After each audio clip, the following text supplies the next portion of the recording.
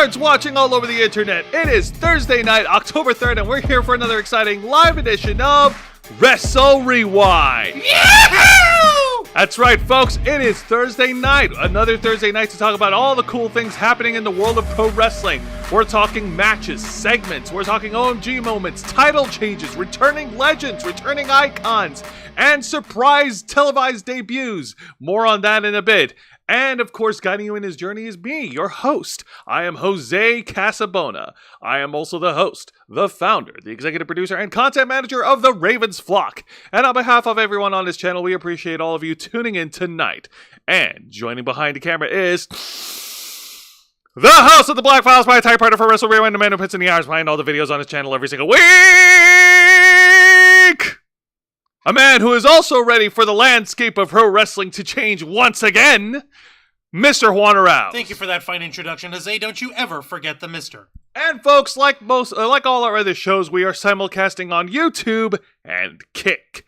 Hit the subscribe or the follow button on the bottom right corner of your screen. Click the bell icon to enable notifications. Leave your questions and comments below. We'll answer as many as we can. And if you wish to go above and beyond to support the Ravens Flock, then you can become an Inner Flocker. For $4.99 a month, you'll have access to all the perks that comes with our membership. Juan, tell them. Well, for all the Inner Flockers we've got on our channel, I know we have plenty. Go ahead and show off those lovely membership badges and custom emojis that let everybody know that you are here to help rescue the Ravens Flock for the clutches of late-stage capitalism to become full-time streamers. Since 2013, we've been working hard and staying strong to make your voice our mission. The only thing that stands in our way is the fact that we have to work regular jobs just to stay afloat and to stay alive and to pay the bills and whatnot. We're literally left with maybe $100 to last for the next 2 weeks, and that's with 3 people's income. It's a nightmare. Don't you understand? It can't be done. Not on this economy. But one thing that can be done is a simple solution. That requires all of you, the fine folks who've been supporting us all these years. We just ask you to spread the word. Let everybody know that you are here to help us out and that you want others to join you. The more subscribers you manage to wrangle in, the more Inner Flockers can come in, and before you know it, we can be fully independent. We'll be able to work for you and work for ourselves, salvage whatever little shreds of sanity this horrifying society that we live in has left us with, and maybe, just maybe, continue to improve upon the world of nerd and geek culture in our own way. With your help and your continuing support, we can and will succeed. You also get access to members first and members only content, a special discounts for our merch store, link in the description below, and you get access to all of us, the Ravens Flock, your favorite motley crew of nerds, here to make your voice our mission by providing us your thoughts or input, your feedback, and your ideas to better shape the future of this channel to suit your tastes and needs. Up in the chat, Kurisi Rando-sama, she said, sorry for being MIA. I've been recently looking for remote work. Listen, there is no need to apologize. Looking for work is serious business. And we are such serious business, and we understand that, so don't worry about it. And also, Vicente Guerrero's in the chat. Hey, Vicente, we appreciate you being here. And also, Mr. Geek Me Out is in the chat. We're actually going to get to that, what you asked us about, as we get started. But Jose, pray tell, why don't you let everybody know here, what exactly is it that we do here on Wrestle Rewind? Well, here on Wrestle Rewind, we review 3 of the most exciting professional wrestling programs in North America today. That is WWE's NXT, AEW Dynamite, and TNA Impact. Also, Ben Cruz just hopped into the chat. Hey up, Ben Cruz. Welcome to Wrestle Rewind. I saw that you went to the sushi joint down there in West Shore Plaza. That place is the bomb. It's freaking awesome. And you were hanging with our old homies and flockers, Sean and Jeanette. We're happy that she's back home with her main man, and he didn't have a busted foot this time. Yes, thank goodness. Please take care of your health. Yes, and let us know what you think of that restaurant, because we went there once and it was freaking awesome. Yes, indeed. Restaurants like that place over in West Shore that serves a really awesome sushi. It's one of those revolving sushi bars, guys. It'll always be talked about for days because of the quality of the food. And come on, most of us nerds, we all commonly enjoy sushi, except except for fellow naysayers looking at you, Ziana Rose and Dragon Fang cosplayer. How dare you? How dare you not like sushi? However, differences in seafood aside, there is one thing that we can all collectively agree on, and that is our love, nay, our need and love for energy. You're damn right, Jose, and that's why we here at the Ravens Flock are proud to continue being partnered up with our pals at Glitch Energy. Glitch Energy specially formulated smart energy blend keeps you running strong all day long, just like the Ravens Flock, with 0 sugar, 0 carbs, 0 calories, 0 lag, and 0 crash. You can keep yourself running all day long without having to worry about coming down like the frickin' Hindenburg. Instead, it'll be nice and gentle, like a warm, soft summer breeze, brushing upon your face, reminding you of the ending embers of springtime, which have passed on the scent of roses of a love once known, but now lost. You can almost remember their face, but it's been so long. Sorry, my OC. That's how gentle it is. Glitch Energy is gentle in how you come down on the supercharged smart energy blend. It doesn't just drop you like a bad habit.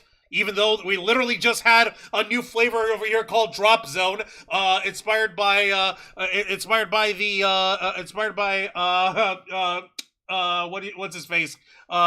Black Fox here. That was just really weird timing. Yeah, I know. Glitch Energy will keep you going for so long, it'll make the Energizer Bunny blush. And if you go onto the website, glitchenergy.com, and use our promo code FlockFuel, you'll receive a 20% discount on your order. So what are you waiting for? Act on it and jump on the Glitch wagon right now. Like Jose said, jump on that wagon right now, folks, and don't think that we would ever lead you wrong or steer you wrong for a second, because over here at Glitch, these guys are all about quality. They're all about being able to provide folks with a product that you can be proud of and that you can enjoy, and that's exactly what we've got over here. We don't just keep these tubs over here just for decoration, mind you. No. We keep them around because they're a testament to our love of Glitch Energy and the fact that these guys do like to send us some freebies every now and then. We appreciate you, and we appreciate every single one of you who've been making this possible. So again, head to glitchenergy.com, use our promo code FlockFuel to get 20% off your order. Thank you very much to Glitch Energy for partnering with the Ravens Flock. We normally say that you guys made a terrible mistake teaming up with us, but people have been making way worse mistakes as of late. Absolutely. So, in the landscape of pro wrestling, we're just a few days away from the return of WWE's Bad Blood in Atlanta, Georgia, which is happening this Saturday on October 5th.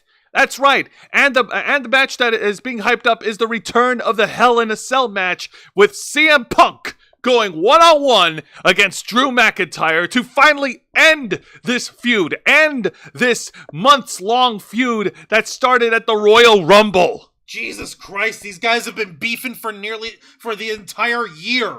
For this entire year since January to now. 10 months worth of beef.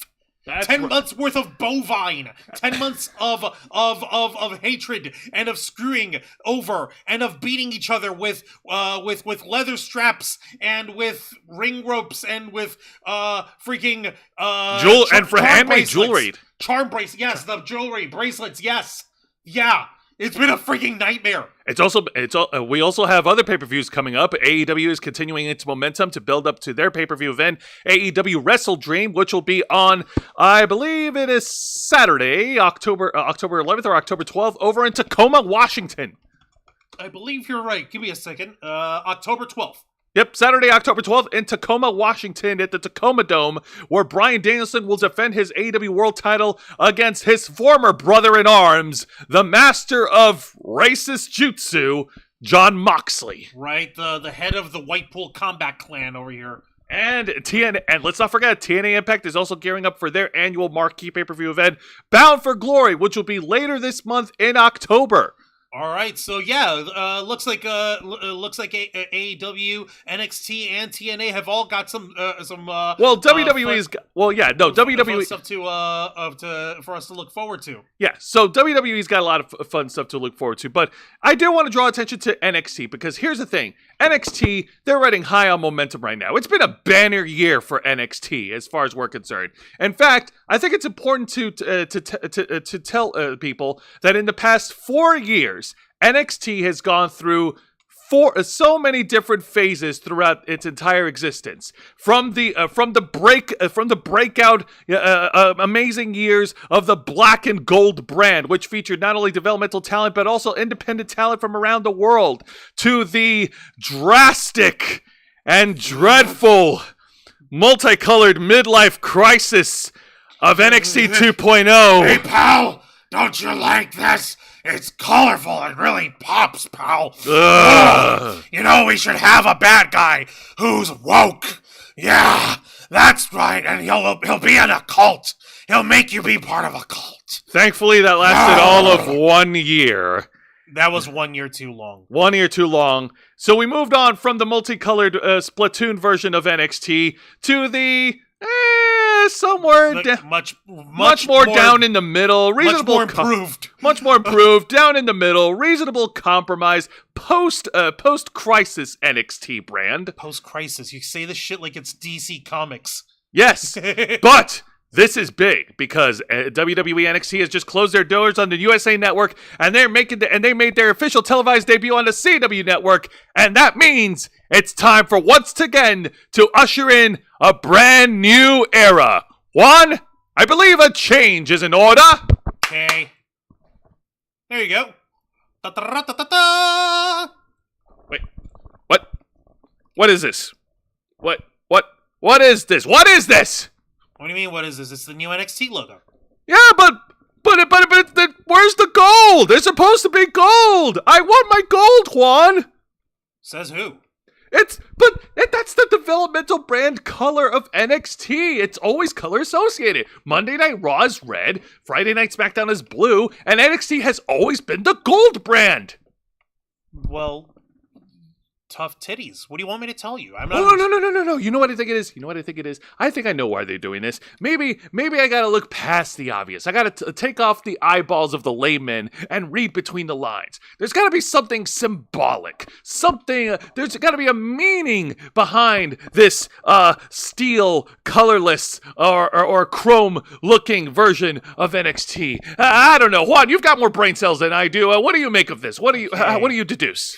All right, I'm zooming in. I'm trying to read between the lines of the new NXT logo. Hold on. If I do this, and if I bump it like there, and if I do that, Yes, of course. All right, I figured it out, Jose. What is it? Okay. Upon careful examination, and after having provided due consideration and painstaking affirmations here, this is gonna be real good, guys. I can hereby conclude that you're reading too much into this shit. Just enjoy it. Fuck. What do you want with me? What? You're saying there's nothing symbolic? Motherfucker, you want symbolism? Go read a holy book. All right, fine. Okay, so this is a brand new change. It's gonna take me a bit to get used to, but I like this. It's bold. It's in your face, and it comes off strong because that's the meaning. That's what you associate with when it comes to steel, when it comes to metal, right? I mean, yeah. Like, see, you got your solution, eh? You're already ascribing meaning to it. So there you go. All right, if that works for you, then it's yours, my friend. Absolutely. Now, let me take a look in the chat. Let's see. Yeah, Carisi's talking to everyone. Hey, Rando, hope the job search goes well, or you simply win a fuck ton of cash. Drew McIntyre in Hell in a Cell match makes a perfect sense for a guy named the Scottish Psychopath. And Carisi's trying to find a 9-to-5 job. He sent you that multicolored NXT was comically brutal. It almost made WCW Russo era look good. Oh, no.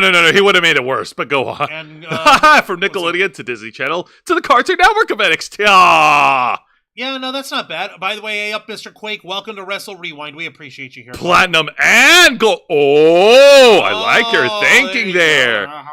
There you go. All right. But yeah, now, unfortunately, I wasn't able to get a very accurate picture of the live stage of NXT when they made their splash at the Allstate Arena in Chicago, Illinois. However, through the efforts of so many gamers out there and of WWE 2K technology, someone actually made a perfect 100% replica of what the new NXT arena looks like going forward when they hit the shows. One, show them. Sure thing, Jose. Now, mind you, this is from WWE 2K24, but this is the exact, 100% accurate of what it looks like. You've got the big Titantron set up. The stage is nice and low. It's recessed. It's not a gigantic fucking thing.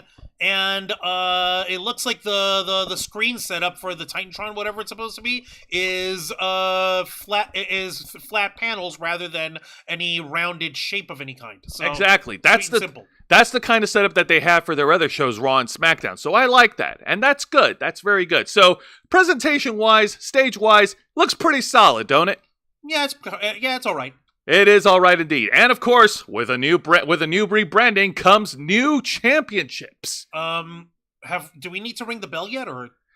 Oh yeah, well actually yeah, let's go ahead and ring that bell. Yeah, I'm over here like, you want to show shit. I'm like, come on, man. Like, what do you? All right, fine. Sorry, ring the bell. I got too hyped. Yeah, whatever. All right. There you go. Now, as I was saying, with a new rebranding of NXT, of course, we have new championships to go with it. And man, WWE have wasted no time in creating new belts for this new era, have they? No, they did not. As a matter of fact, here you go. This is the new NXT Men's and Women's Championships. This isn't like... sorry, you go. You first. Oh, no. I want to get your thoughts first. Like, what do you think of the new... You first. All right, fine. Damn it, you first. I like it. I like this design because I'm going to be honest with you. I wasn't a fan of the colored championship designs. Like, God, that looks too ridiculous. It looks too stupid, and it looks too much like a toy. It makes the John Cena spinner belts look more like a championship than the NXT belts. No, well, here's the thing, Jose. Right before we had the midlife crisis of NXT 2.0, the belts looked just like the ones he had there, except they were black and gold without the Splatoony shit going on. Yeah, I like that. So, yeah, that would have been fine.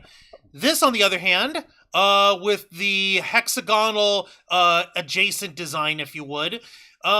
This isn't subtly evoking the imagery of the UFC at all, is it? Damn, Juancho, that's quite a TKO there, isn't it?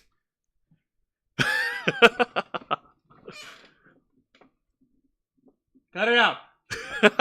All right. So, folks, let us know real quick. What do you think of the new championship designs for the NXT Men's and Women's Championship? And yes, Mr. Quick agrees with you on UFC feels to it. Yeah, see, like it's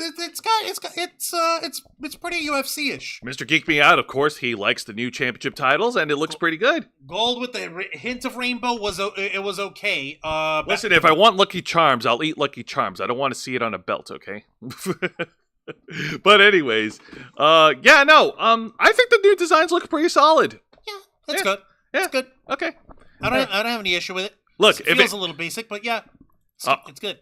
And what a better way to start off this new era of NXT than to kick things off with the NXT Women's Championship match as Roxanne Perez defends her title against the beautiful madness that is Julia. Sweet, merciful shit. This has been hyped up like crazy, so much so that we already have a new contender in the appearance of Stephanie Vacker before this match even took place. I know, isn't that insane? That's fucking nuts. I love it. Some people might accuse WWE of overloading their booking there, but it's not really overloading. It's more like they're giving folks what they're giving folks like something to anticipate, something to look forward to, something for them to build up towards. Who's gonna be defending against Stephanie Vacker? Is it gonna be Julia or is it gonna be Roxy?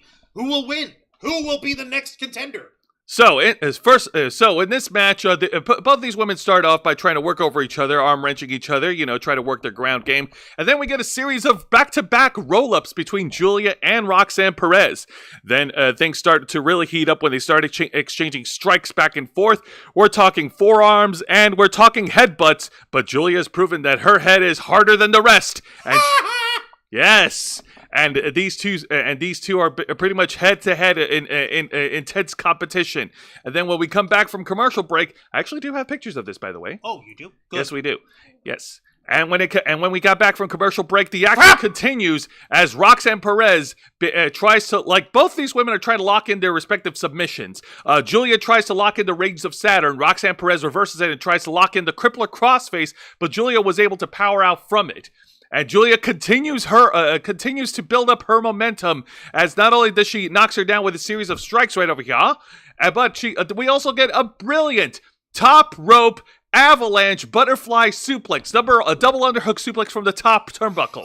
What? Yeah. Yo, are you trying to murder me? Okay, that's a dumb question. Sorry. Yeah. No. Like, yes, she is trying to murder her. Roxanne Perez was able to regain her footing and hit the pop rocks, but oh no, Julia ruled outside the ring, and that means that, well, not yet. Okay. And that means that she cannot pin Julia because. So Roxanne Perez goes over to the ringside. Julia catches Roxanne Perez by surprise and hits the Northern Lights bomb onto the ringside floor.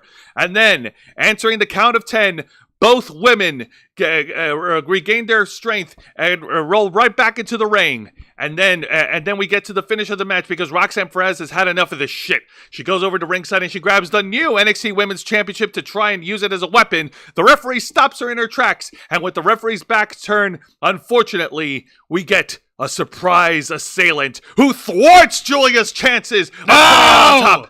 You gotta be fucking kidding me! This is some bullshit! This hooded bitch pulled her down and then hit her with a double arm DDT and rolled her back into the ring. And this assailant is none other than Chicago's own Cora Jade, coming back from injury from from a torn ACL.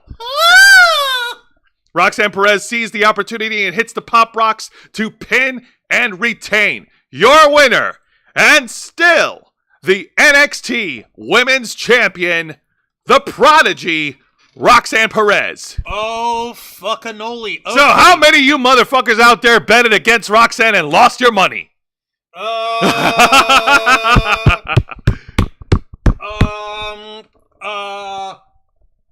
Zay, I'm gonna need you to cover my half of the rent. Oh, damn it, Juan! What the hell? We talked about this. Yeah, we did. You have an addiction.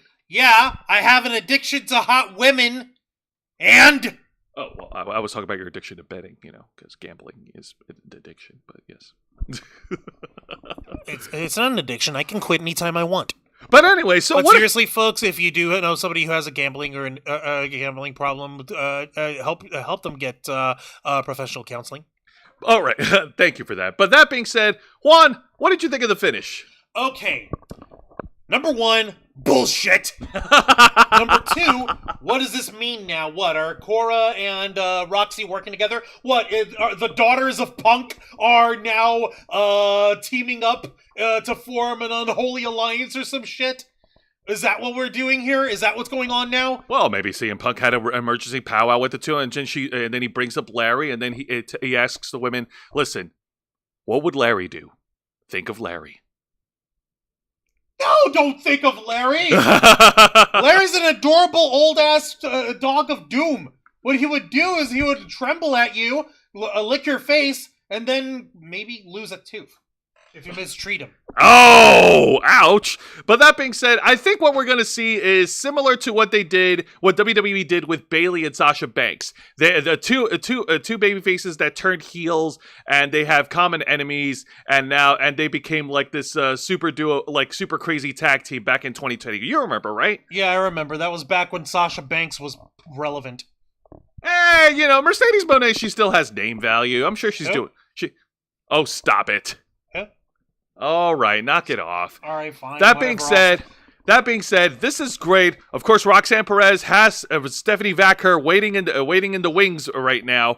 But this dynamic of folding Cora Jade back into the picture and possibly reuniting them as BFFs, that's going to create a whole new world of storytelling. Storytelling, pal! It's going to be fun. Mr. Quake, I predicted Trick and Javon will be tag team champions. They haven't been tag champs yet, have they? No, they have not. Yeah. Besides, Trick Willie's got bigger fish to fry. Patrick and SpongeBob in a tag team match. Goddamn fuck. Oh, God. Let me see here. Miss the UFC, hang on a minute. The UFC was better when they did not have 31 bullshit rules and no early stand-ups for shitty slugfests. Yeah, Cora J for the goal, the crazy girl, toxic attraction. No, you need a third chick in there for it to be toxic attraction. Like Snoop Dogg influence and Shasha. Yeah, well, that's because they're cousins or whatever. I respect Alexa Bliss. Yeah, who doesn't respect Alexa Bliss? Yeah, character-driven. Yeah, ego. Roxanne is leading 2 eras, right? It's like she dovetailed into this new Platinum NXT era. See? Oh, hey, there you go. It's Platinum. It's not Silver. Yay! Trick Williams will be NXT Triple Crown one day. I said it here. Yeah, okay. No, we believe you. All right. Now let's move on to the... Hold on, wait a minute. Weren't Trick Williams and Carmelo Hayes tag champs? No, they were not. No, you're serious? I'm serious. Oh, they were a tag team. They were buddies, but they were just never tag champs. They were never tag shit. champs. And now let's move on to the exciting match of the night, and this one is a blood feud. 2 friends who were brothers, but now that... Ah! Yes! Thank you! Thank you! Thank you! Thank you! Thank you! Thank you, thank you, thank you, thank you, thank you, thank you, thank you, thank you, thank you! Just get it out of the way, you fucker. I will, in a moment. It's a Chicago street fight as Wesley goes one-on-one against Zachary Wentz. From TNA. So yeah, the NXT TNA connection is still running strong over here. Gotta love it. Hells yeah, and it's no rule, no disqualification, anything goes, no countouts, weapons legal. Only way to win is by pinfall or submission. And no, it is not lazy booking. You sure about that? Cornette would disagree with you strongly, Jose. There's a lot of things that I don't agree with Cornette about, okay? Yeah, but there's other things that you do agree with. Okay, listen, you can play the music. Can they still hear me at least? Of course they can. All right, so let me go ahead and talk about this match. As these two made their entrances, they wasted no time. We're closer than brothers, but now I got to fight each other. And then Juan started singing. Fate to the heart of the cards. No matter what. No matter what, may the best man win. No matter what. Oh my God, I'm gonna wait. No matter what, forever. No matter what. All right, pause it. All right, so. Fine. These two guys wasted no time in going at each other in a slugfest. This was not a wrestling match. It was a fight. These two were scrapping with weapons early on. Thank you. These two were scrapping with weapons early on. They brought out kendo sticks. They brought out garbage cans. They brought out steel chairs. They brought out chains. Zachary Wentz set up a piece of plywood at ringside, held up by a bunch of chairs. So yeah, some high stakes they got over here. And of course, it's not really high stakes. It's more just high damage. High damage. Fucking toys to play with. Oh God, is that a? Wait, this was bad. This was what Wentz do a fucking coast to coast leg drop. When they came back from commercial break, Zachary Wentz did a coast to coast drop kick and drop kick. I meant a drop kick and executed, hitting Wesley at the opposite side of the ring. Check it out. Oh my God! That's just a taste of the damage that they've inflicted on each other. Why? Holy shit, dudes! We got a coast to coast with a garbage can. With these two collided through the plywood that was set up at ringside. Nice. Yeah, no. There's a lot of cool things that happened here. What's his face? Zachary Wentz did a tilt-a-whirl gutbuster, dropping Wesley gut first onto the steel chair. Oh God, there's a. No, don't tell me there's a photo of that. No. Thankfully, there wasn't a photo of that, but there's photos, and this is after Zachary Wentz went over to the top turnbuckle and he did a splash, crashing through Wesley, who is still trapped inside the garbage can. Wait, he's trapped in the can now? He's in the can right now. Yeah. Gross. Now, there was one spot that I cringed at, and that was because it wasn't executed properly. There was one spot where Zachary Wentz was trying to go for a running move, and Wesley yeeted Zachary over the top rope, and Zachary was supposed to crash through the table set up at ringside, but he barely touched the table and hit hard on the floor. Oh, man. God damn! I should have never gave these fuckers money! Botchamania's gonna catch that. Not really. Unless, of course, well, maybe. Actually, now that I'm thinking about Matthew is unforgiving. Yeah, no, you're right. Matthew is very unforgiving. But so is the floor. It could have been a lot worse. He could have hit that table and it not crack. Yeah, you're right. Then he would be the table. That is true. That being said, after that chaos is over, and thank goodness Zachary is still alive, Wesley rolls his body back into the ring. He wraps his legs with a bunch of with metal chains, and he hits a top rope meteora onto Zachary Wentz to pin and win. Your winner, Wesley. Ow, dick. Oh my God. That street fight was brutal. Nice, and it wasn't even it wasn't like super hyper bloody or super hyper fucking bloody massacres of death and doom and destruction. It has the carnage without it being unnecessary carnage, without being overdone. Exactly, yeah, because you can understand there being tables, chairs, even the trash cans, and you can even make the arguments for like the chains on here. The toys that they played with are feasible. At least in the wrestling ring. It's not like some motherfuckers who pull out an empty surgical syringe, or hypodermic needle, or a bag of crushed glass, or a cinder block. That's just kept under the fucking ring like idiots. Or a cinder block. Yeah. Now, if you bring that shit in, that's a different story, but still, fuck.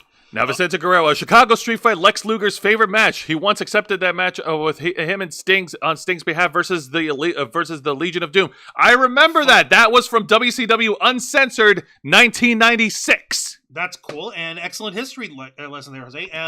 Lex then said, "What exactly is a Chicago street fight?" Sting was pissed and was like, "What did you say?" Bro, you're from Chicago. How do you not know that, Lex? It's like, okay, dude, it's a street fight in Chicago. Let's see. Look at the floor. Hardcore Holly vibes. They did not fight in the streets, bro. But it's still a street fight. Yeah, of course they didn't actually fight in the streets. I mean, what do you want people to? What do you want them to do? You want other people to get involved in the scuffle? Yeah, exactly. Also, Mr. Geek Me Out, I too like the new Intercontinental Championship design. It's about time they put some frickin' color back into the IC title. Thank goodness. Just throw a hint of blue in the globes. That's all we needed. Seriously, how the fuck did WWE make that mistake? No, how the fuck did it take this long for WWE to recognize that they made that mistake in order to fix it? Jesus. You know what? It's a long task of, shrugging off the Vince McMahon era. Some of us are still feeling it. It's okay. Anyways, so now let's move on to the exciting segment of the night because we get the return of WWE's most exciting talk segment ever, Miz TV. Oh, yeah. Oh, wait. It's Mike. Oh, God, it's Mikey. Oh my! No, I'm kidding. I respect the Miz. I got nothing but love and respect for the Miz. I'm like, oh no, it's Mikey. So the Miz makes his return to NXT with the Chicago crowd booing him because on Monday Night Raw he turned heel yet again by attacking R-Truth. Shock! Dick.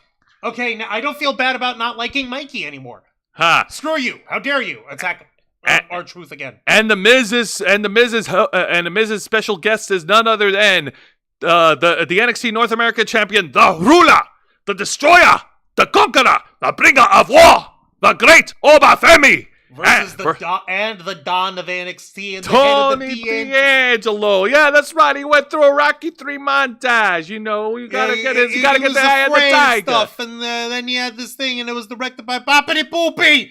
Beepity Boopity Boop. Boppity Boopy. Good to see that this joke found its place in the new era of NXT. This joke will never get old. I know, it's timeless. Anyway, so... Sorry about that. No, I hit the wrong button. It's okay. So, Tony D'Angelo cut a very good babyface promo, how he mentioned how he grew up right there in the streets of Chicago, which earned him a hometown pop, and how he's got his family over at ringside who are rooting for him, and how his friends were rooting for him and helped train with him. And then Obafemi cut him off saying that, hey, look at those people, man. They're not going to be fighting your battles for you. And Obafemi believes that Tony D'Angelo is afraid and that he can't, and he doesn't have what it takes to take down the champion. And it was a more back and forth between these two guys.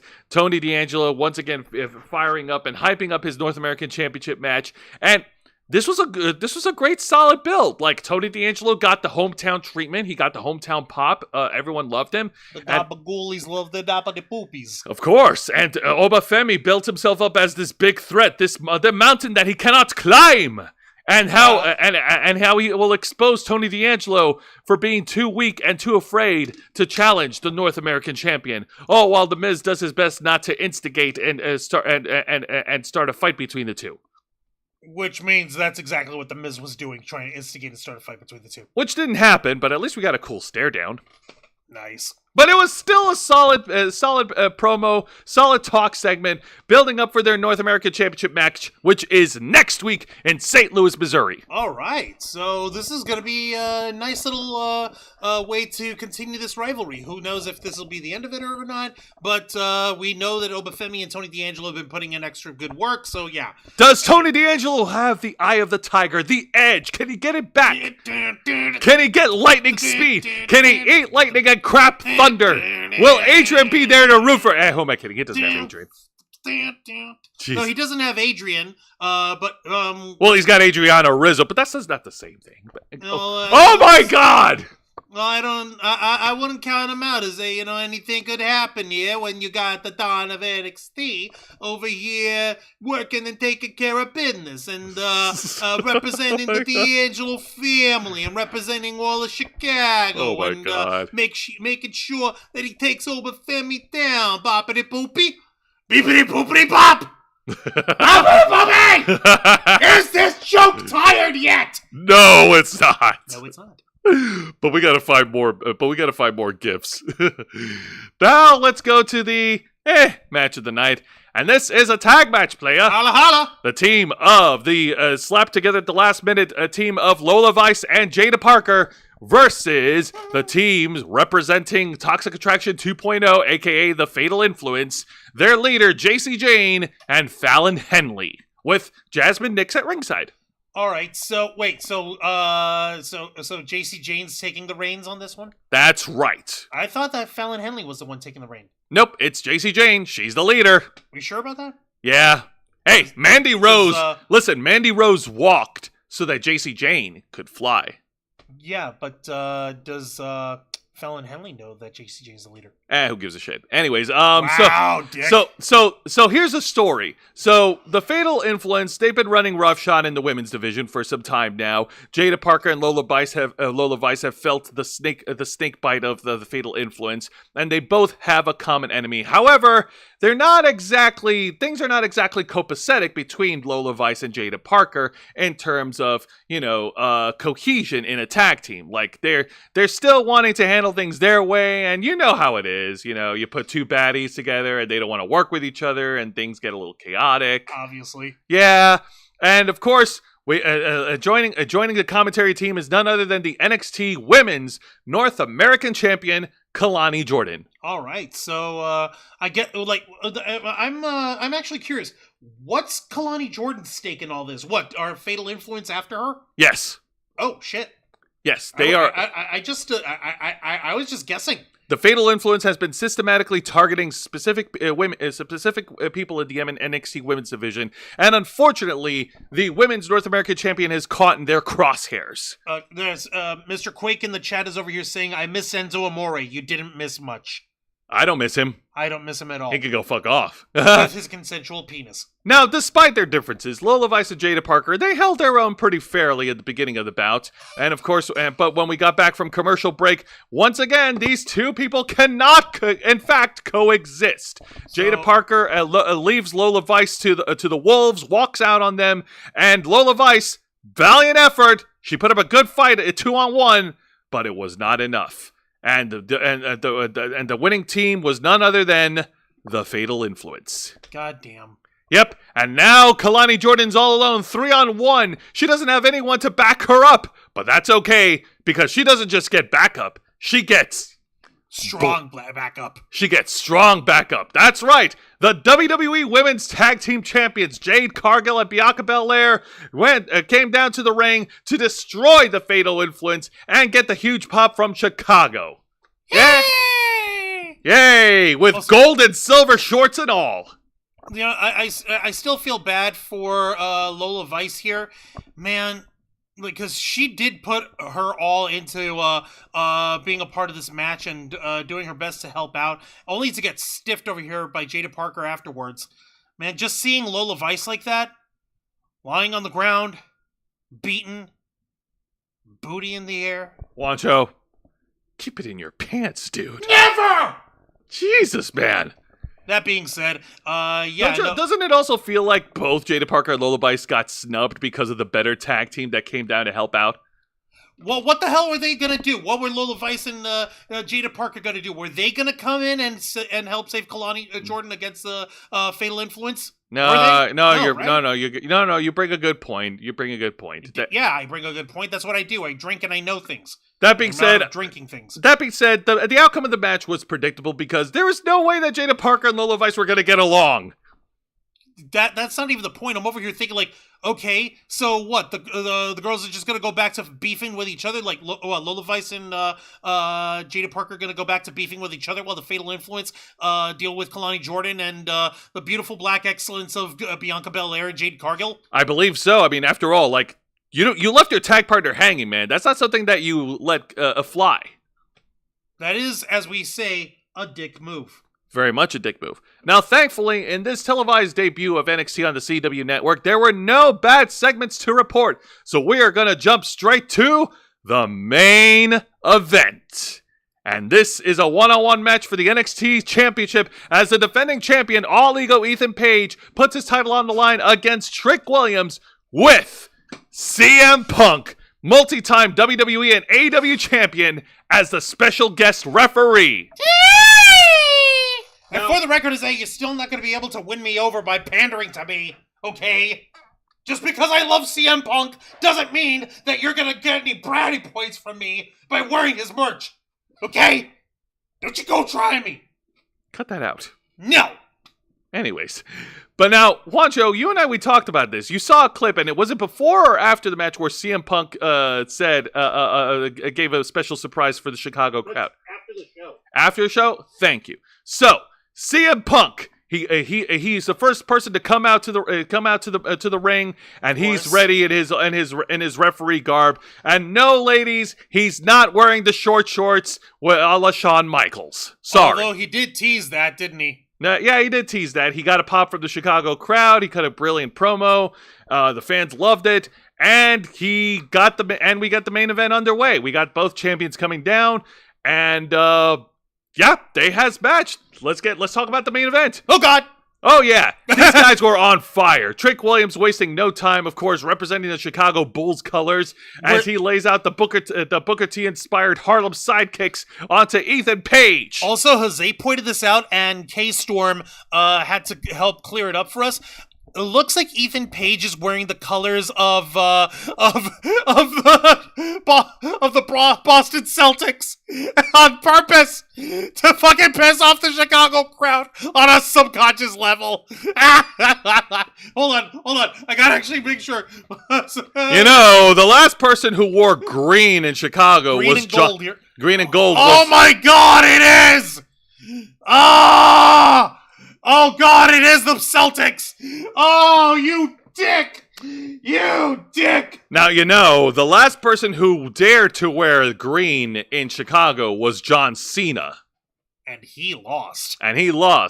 Ethan Page, you might want to rethink of who you're getting your inspiration from. Right. But that being said, color choices aside, that would not impede the NXT champion. Ethan Page was able to regain his momentum as the fight continued at ringside. Juan, I send more pictures. Okay, relax. I'm on it. All right. As the fight continued on at ringside, Ethan Page was able to catch Trick Williams off guard and lay him out with the Ego's Edge, powerbombing him directly through the announce table. Hell no! That is not shucky ducky or quack quack player. Because it can't be a wrestling show without an announce table spot. It is to be expected. What, you think it's just there for the commentators to sit and do their jobs and analyze? But did it break? The table break? Of course it broke. Yay! Okay. Listen, man, this is their first debut on the CW network. We are not going to have botches, except for that one botch that Zachary Wentz did. Which was totally on purpose. Let me take a look at the chat while we continue, because Mr. Quake is all over on here. Let's see here. Jada flies solo. Ava is the worst. I would disagree on that. Kalani is greater than Naomi. That could be debated. That's debatable. And yeah, Harlem Bulls. Ha. The big kick. No way Ethan Page needs to wear the Pistons. Bulls hate Pistons. I remember that. Bad Boys hates the Bulls. Celtics respected Bulls. Booker T's entertaining. No Spanish table. Yeah, well, they don't need a Spanish table. It's just one show on NXT. Listen, it's CW greater than Fox. Dude, it's CW Network. It's not CW and Telemundo, okay? Although they probably ought to go to Telemundo also. I don't know.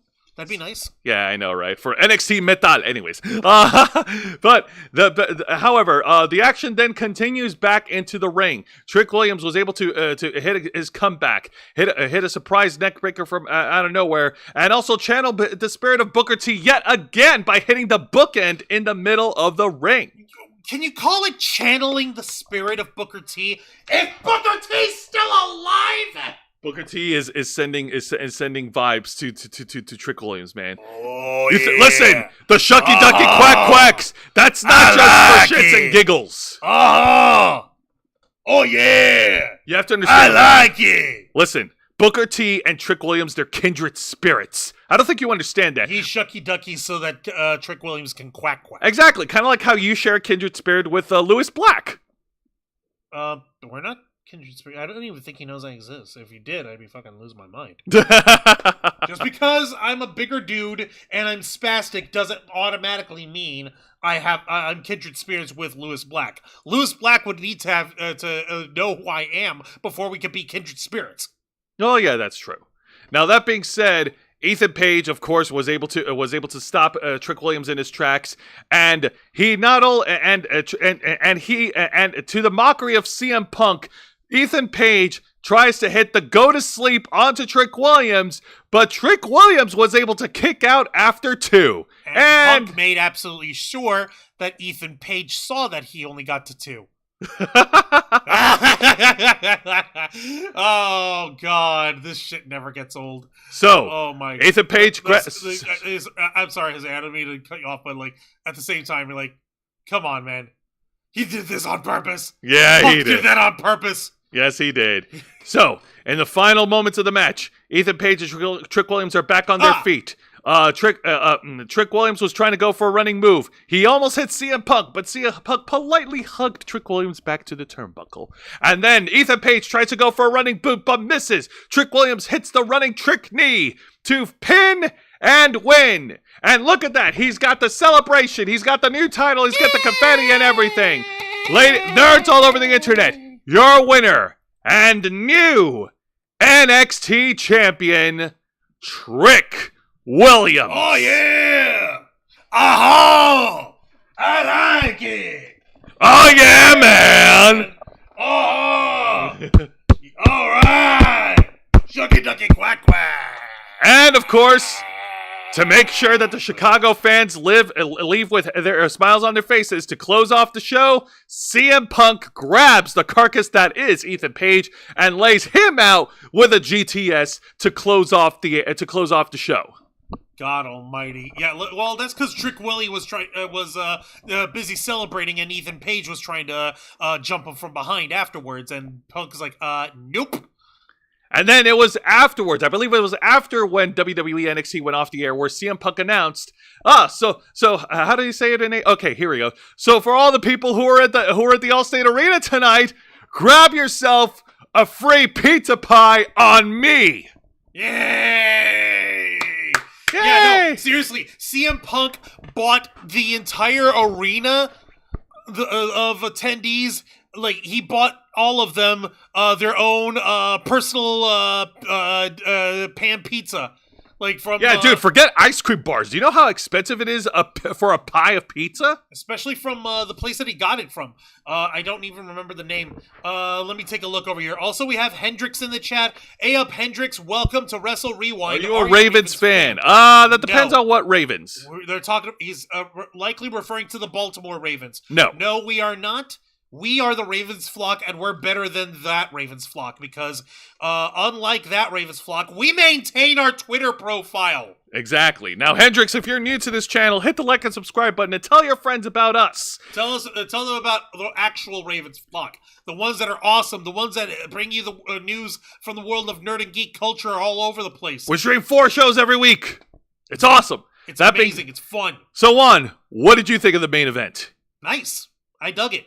It was a pretty strong and solid match, and of course, Punk bringing the extra star power didn't hurt. Let me take a look in the chat while we go on here. Hendrix, I am the whoop that era is back. Yay! Did it even really leave? It's just had a fucking. I would have renamed it as the Trick Willie era, but that's just me. Cora Jade will meant Billie Eilish. Huh? Will meant Billie Eilish. What? What? What would Cora Jade be doing with Billie Eilish? Visit to Guerrero. LOL at Punk hitting the GTS on Ethan Page. In the back of his mind, he had to think, this is half right, only if this guy's name was Adam. If only this guy's name was Adam. That being said, you know what? Why don't we take the time right now? Because I actually want to do like a little poll, if possible. Like, what would you guys prefer? Ice cream bars or pizzas? Like, what do you guys what would you guys prefer if CM Punk were to give out free food if you were at a wrestling show? Would you prefer ice cream bars or pizzas? Juan's gonna be posting the poll right now, and we're gonna share the results later. Yep. Give me a second over here. Yeah, by all means. Man. Alrighty, here we go. Yay! All right, let's go ahead and continue on. But yeah, a great show for NXT, and you know what? Like I said, these guys are riding high on momentum, especially when it comes to ratings. I did send in an article to talk further about that to Mr. Juan Arauz. Yep, and for you fine folks at home, I'm going to go ahead and paste the link to this article. It's from Variety. It's not bad, and this is actually quite promising for this new CW deal with NXT. The headline on it reads, WWE's NXT viewership jumps 44% in CW debut. This comes to us by way of Joe Otterson. That's right. Posted on October 2nd, which is yesterday. Let's go ahead. So the debut of WWE's NXT on the CW Tuesday night saw a significant jump in viewership. The broadcast network debut of WWE's weekly show featuring developmental talent averaged 895,000 viewers from 8 to 10 p.m. That is up 44% compared to last week's episode, which aired on the USA Network. Viewership peaked between 8:15 and 8:30 with 965,000 viewers.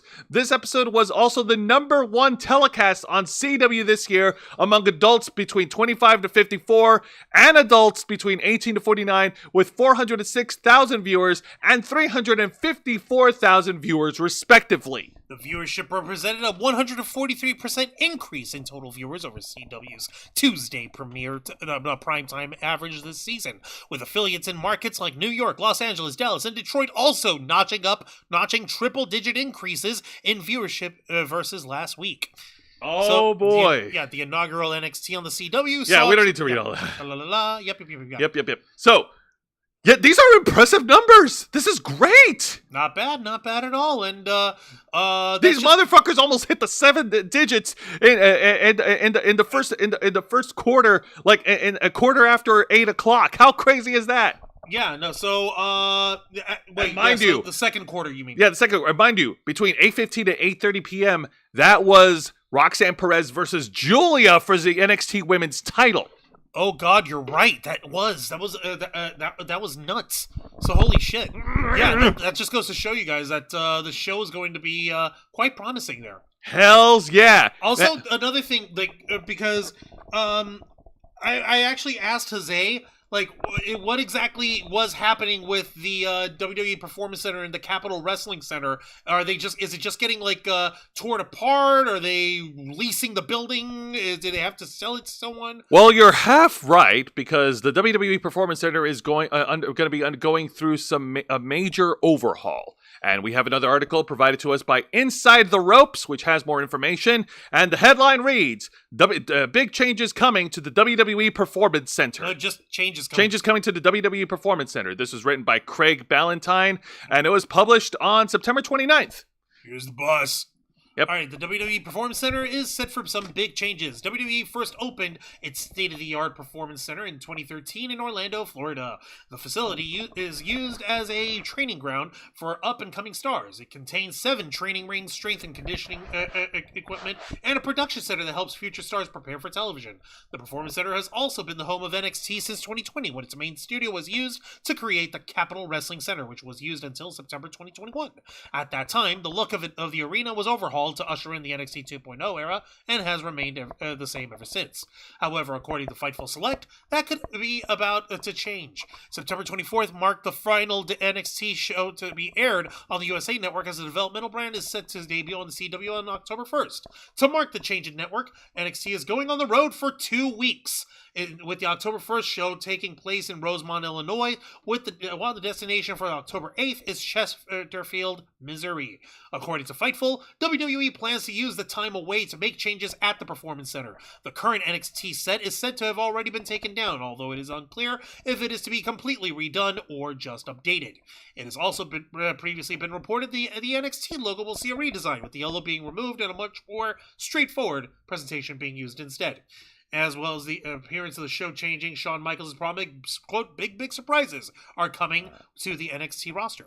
That's right. So you can see from the new NXT logo, it is pretty straightforward. NXT. So WWE, the developmental brand of WWE NXT are on the road for now until they eventually return to the Performance Center, and hopefully in the next 2 weeks we'll be seeing more changes into the look of the WWE Performance Center and see what the new set for NXT looks like.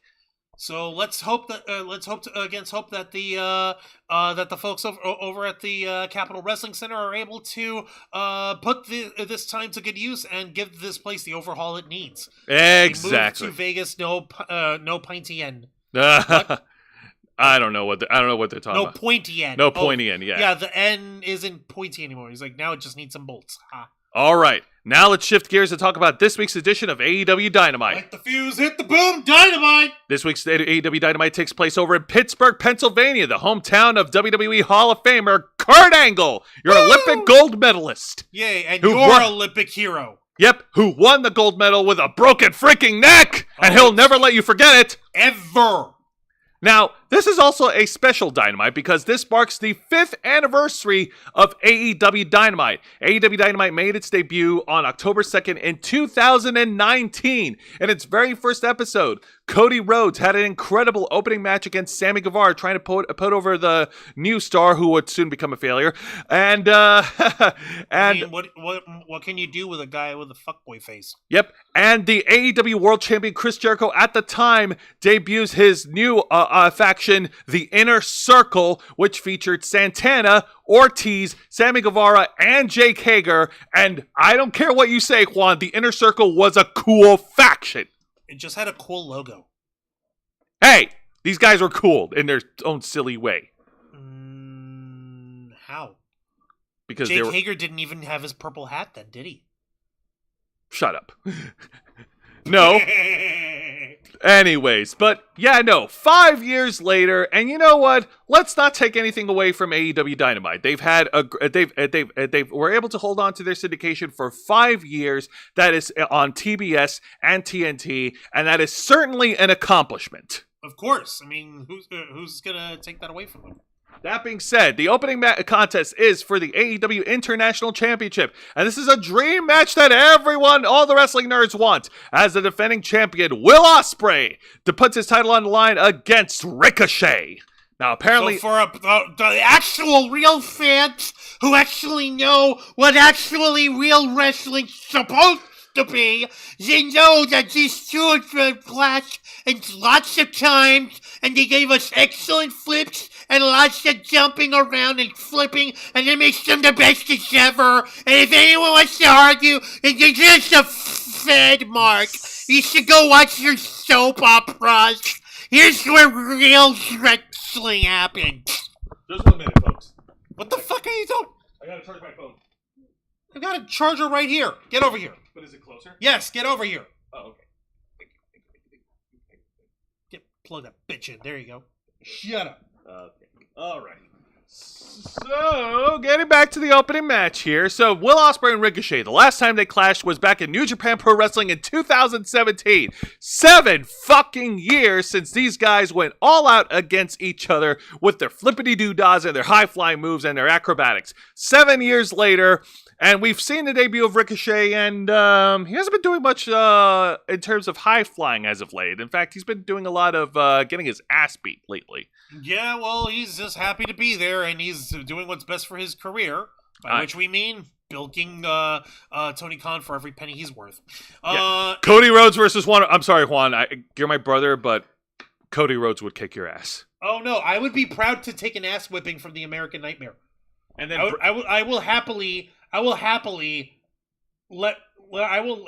put up the best fight I possibly can, but knowing that he is superior to me in every physical way. But it's okay. It's Cody Rhodes, because he'll make you a star in the match, and he'll have the best match with you. Yay, I guess. And then Brandy Rhodes will cut your hair. Don't let her cut your hair. She better not touch my hair! Bitch, get it away from me! Anyway, so getting back to it, these guys, of course, went at it at 100 miles an hour with a series of reversals and high-flying moves. And then these guys took the fight over to the ring apron, exchanging a series of blows, super kicks, and forearms. And they also did very impressive acrobatic maneuvers in flying against each other. It just makes them the greatest wrestlers ever.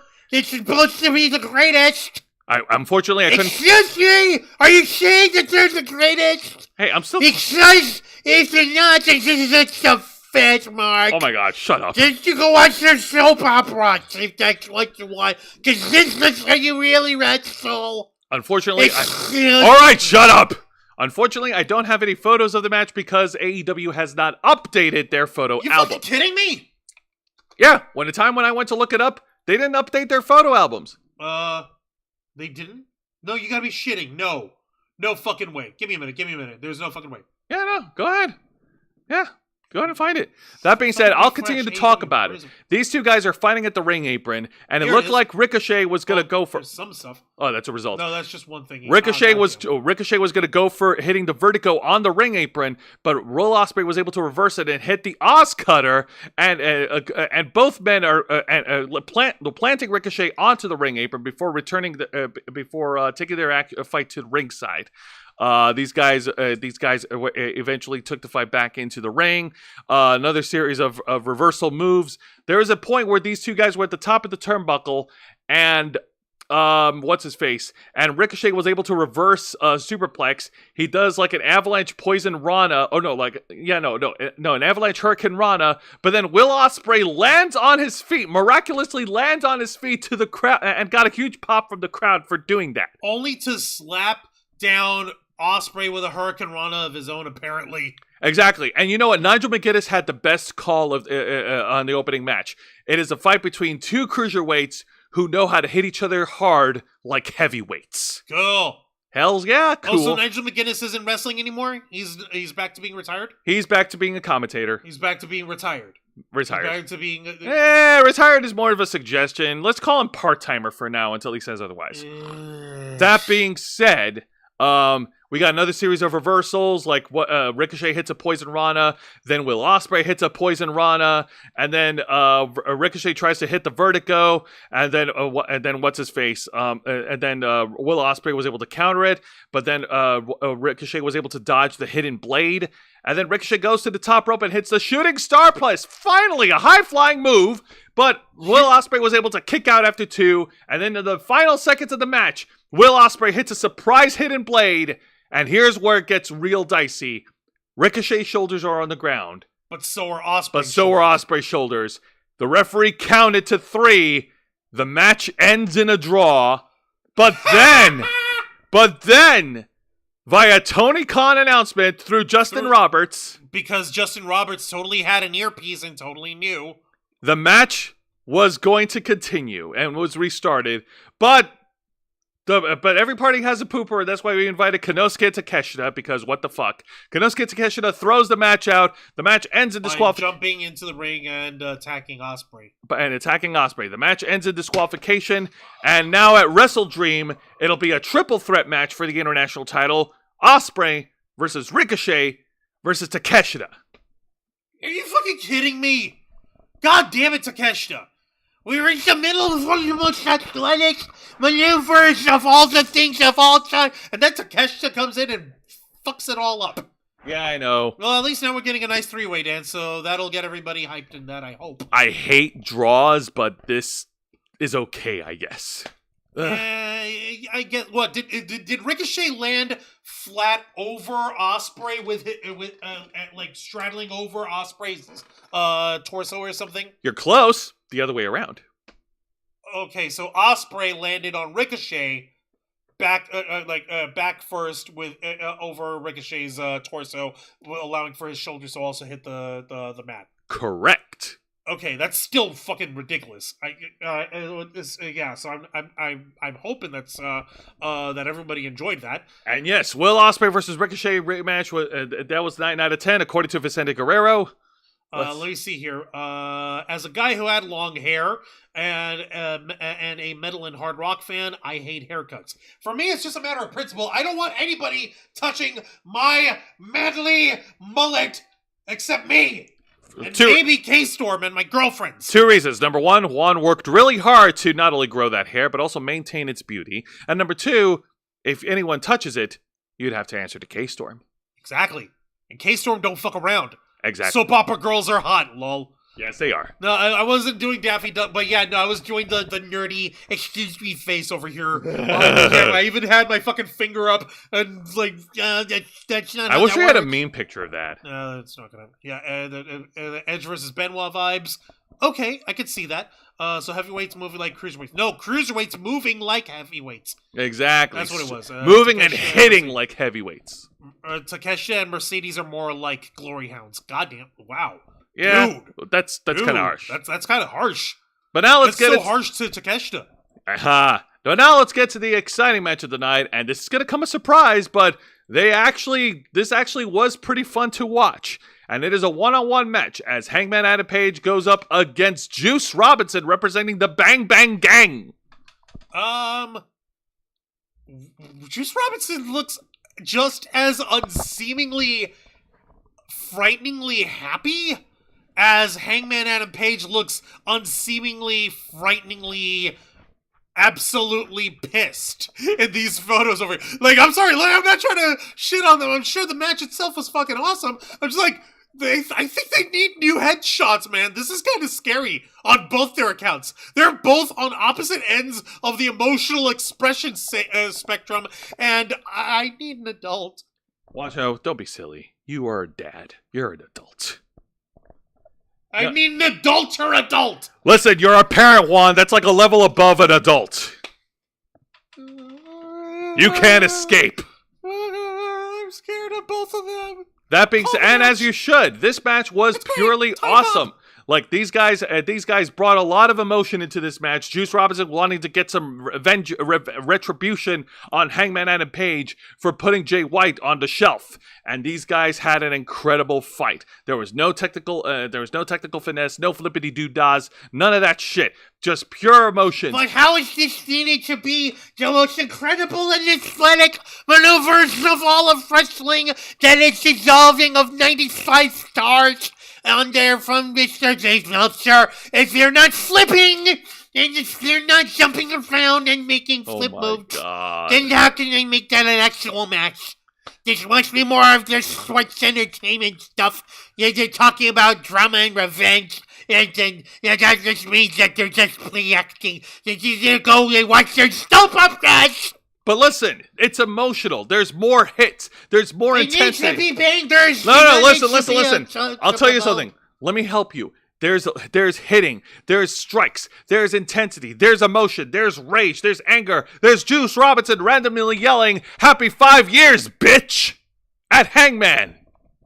That was the most entertaining thing ever. You dumbass. All right, go ahead. Tell us about the match. All right, so Juice, and after a series of strikes, a series of back and forth, Juice Robinson was able to reverse the Deadeye on Hangman Adam Page, and then Juice Robinson was about to go for his finishing move, but Hangman Adam Page took advantage of the referee, and hit a low blow, taking Juice Robinson to Dick Kick City with the referee's back turned. God damn it! Hangman Adam Page goes over to the ring apron and hits the buckshot lariat to put down the Juice. Your winner, Hangman Adam Page. But Hangman was not done yet, because after the match, he then pulls out his belt and he chokes the life out of Juice Robinson. And then we get the surprise return of Switchblade Jay White, who destroys Hangman Adam Page and saves Juice Robinson. Using a running lariat to knock Adam Page's clock off. Knock his block off. Well, shit. I love it. Yes, it's awesome. It's great. Yeah, no, the match was fun. And the post-match reveal of Jay White returning, that was awesome. Okay, yeah, no, all right. Well, as long as something cool can come out of that, then yeah, that's fine. And boo, how dare you, Hangman, and yay, Jay White's back. Yay! What do you want me to say? There's very little else for me to say on top of that. And now it's time for the exciting segment of the night, even though it's a backstage segment, and it features a former WWE United States champion who's all about the business. Tick-tock, tick-tock, tick-tock. He's balling for days. Montel Vontavious Porter, MVP, has a special announcement. MVP made his... Why doesn't he come out to the audience to fucking make a special announcement? Why does he do it backstage? Because he was interviewed backstage by Renee Paquette. Why didn't Renee Paquette bring him out to the stage or to the ring? Hey, listen, okay? Don't accuse Renee Paquette for not thinking ahead. Was that anything about accusing her of anything? I'm asking why she didn't do that instead, so that people can see and so that folks can react live to Mr. Montel Vontavious Porter here. I don't know why, but MVP has an incredible announcement. He made his debut last week interrupting Prince Nana, and he's looking to lay down some business in AEW. And this week, he has debuted one of his new associates, or returning associates, depending on your worldview, none other than Shelton Benjamin. Look at that man in his suit and red tie. Look at that guy looking and judging Prince Nana menacingly. Okay, nobody tell Platinum Max Caster. At all. Ever. Keep those two as far away from each other as possible. All right? Shelton Benjamin. Also, Prince Nana's got the exact same thought that I've got. I'm too sober for this shit. That's why he's drinking Irish coffee, if you get what I'm saying here. Brief little background on Shelton Benjamin. Straight from Orangeburg, South Carolina, Shelton Benjamin has an impressive resume on his own. He is a multi-time Intercontinental Champion, United States Champion, multi-time Tag Team Champion, and he's been part of Team Angle, world's greatest tag team. He was also part of the Hurt Business in the WWE with MVP, Cedric Alexander, and Bobby Lashley. You gotta be fucking kidding me. And is this like a new generation of the fucking Hurt Business here? Is this what we're doing with Shelton Benjamin and MVP? It looks like that's exactly what we're doing, because I also read, according to the media sites, that Bobby Lashley has signed with All Elite Wrestling. Then why the fuck wasn't he on Dynamite? Not yet. That would have been fucking insane, both of them. All good things come to those who wait. Bullshit! I don't want to wait. I want my info now. I think he's going to show up at now. Now. Hey, calm down. We have a pay-per-view coming up. I think he's going to show up at Wrestle Dream. Also, I have a terrible suspicion that Shelton Benjamin raided John Cena's closet. Because this looks like, Shelton Benjamin's entire business suit getup looks like something John Cena would be wearing these days.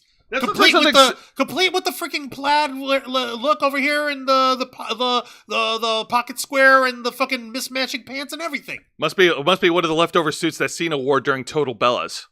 Dear God. Okay, seriously though, like Shelton means business. This is a nightmare. Oh my God, what the hell is going to happen? This guy's pushing 50, and he could still go in the ring. What? Yeah, no, he's not 50. He's almost 50. No. Another interesting fact about Shelton Benjamin. Fuck you, no. Hey, do you mind? Fuck you, no. He is not. Oh my God, he's almost 50. 49. I told you. 49 July 9th, 1975. And he still looks like $1 million. Fuck! And this guy's scary. If you want to be more impressed with Shelton Benjamin, he trained with Brock Lesnar in Ohio Valley Wrestling. Yeah, we know that. Like we've been known that. That's something that he's been. Yeah, he's still bald. I mean, yeah, of course he's still bald. They're like, ooh, like, yeah, nothing wrong. Hey, what you got against bald people, huh? Blacks don't crack, Mr. Quake. They don't. Don't crack at all. Why does Renee Paquette look so done? Mr. Quake says Shelton is a cyborg. Ha! Yeah. I know. Oh my God. Look, I mean, like, Shelton Benjamin is built different. MVP was built different. So what are they doing over here picking on poor Prince Nana for? Well, I guess they're trying to muscle out Prince Nana and have Swerve join the Hurt Syndicate. Maybe. Is that what they're calling it now? Well, no, that's what I'm calling it because you can't call it Hurt Business. That's WWE trademark. No, the Painful Syndicate. The Syndicate of Pain or something. Or something like that. I don't know. Let me see if there's a different name for it or something in here. They haven't announced it. They haven't announced it? Mm-mm. You sure they have an announcement? I'm sure. Oh, damn. Seriously? Now let's get over to the match of the night. And this is an ongoing problem with AEW Dynamite. At this point, it is to be expected. It is beating a very dead horse. It is the only women's match on Dynamite. Do better, All Elite Wrestling. As Serena Deeb goes one-on-one against hometown hero Dr. Britt Baker, DMD. Okay. But this match these women are badass. These women are badass, and watching from ringside is the AEW Women's World Champion Mariah May scoping out the competition. And I think I've already made my comments very clear on Serena Deeb. She's pretty much bland at this point. The only thing she's got going for her is just parading around Deeb's dojo, whatever that means these days. And she still has her dojo, doesn't she? Yeah, doesn't but doesn't she still have her fucking her school? I mean, like, hey, if she's being allowed to promote her wrestling school, nothing wrong with that. Yes, but all of her credibility and all her momentum got squashed in her program with Tony Storm a long time ago. And as for Dr. Britt Baker DMD, come on! You cannot look at me in the straight face and telling me that Dr. Britt Baker is not being punished by AEW. For what? I don't... breaking up with, what's his face, with Adam Cole, baby? Or getting on the bad side of MJF and his girlfriend backstage. Oh yeah, there's allegedly. I don't fucking know. But anyways, so these two women go back and forth. The story, of course, is Serena Deeb. She is the master. She is the woman of 1,000 holds, and she's been working on Dr. Britt Baker's right leg the whole match. You don't have to keep saying the full name Dr. Britt Baker. You can just say Britt or Baker or Britt Baker. But she's a doctor. Yeah, but you don't need to continue pointing out that she's a doctor. All right, fine. Serena is working over Britt's leg, trying to lock in her single crab every chance she gets, trying to weaken the leg so she doesn't, stand on her feet.